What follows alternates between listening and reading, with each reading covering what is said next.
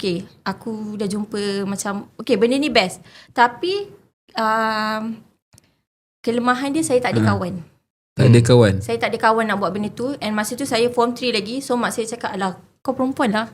Tak payahlah, risau lah. Biasa mak-mak kan perempuan. So tak apa, saya pun macam simpan je lah hasrat tu. So saya pergi camping, join sekolah punya. So naik diploma, saya tak pergi hiking. Saya masih tak jumpa lagi kawan-kawan yang suka hiking. So saya start dengan wall climbing. Wall climbing? Kan outdoor yang first saya buat sebelum hiking. Okay. Saya pergi wall climbing. So saya main lah dekat Putrajaya tu.